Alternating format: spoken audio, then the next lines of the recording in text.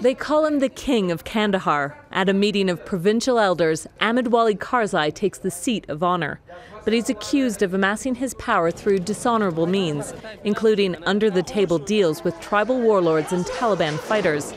No one has came up with any proof that I'm involved in any illegal activities. You know, there's also been accusations that you've been linked to the drug trade, and you've also been linked to the insurgency. Yeah, when it comes to drug, that issue is not a legal issue. It's a political issue. It's going on and off, and that's, I believe, it's in the past now. And when it comes to insurgency, I was part of this war from even before 9/11. We were fighting against the Taliban before 9/11. My father was assassinated by the Taliban in '99. But a decade later, Kandahar remains a Taliban stronghold. As 10,000 more U.S. troops arrive to drive out insurgents, experts say corruption is their biggest obstacle. Of all parts of the country, corruption is probably most severe in Kandahar City and Kandahar Province, in part because the figure at the top of that network is the president's younger brother.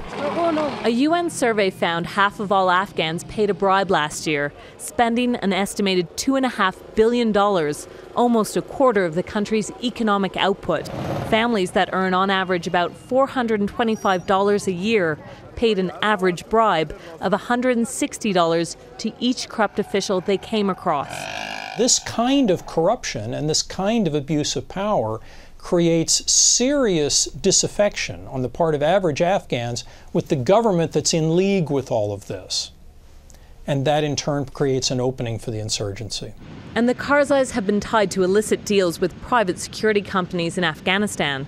It is notable that one of the major private security companies in Kandahar, Watan Risk Management, is owned by cousins of the Karzai brothers. I never benefited from the security companies. I wish I did. There's lots of money in it. Under pressure to control the situation, President Karzai this week announced private security forces must stop work in Afghanistan by the end of 2010. Critics say it's another empty attempt by his administration to tackle corruption. Just last week, Karzai reportedly tried to disband a task force trained by U.S. forces after it accused powerful family friends of laundering drug money.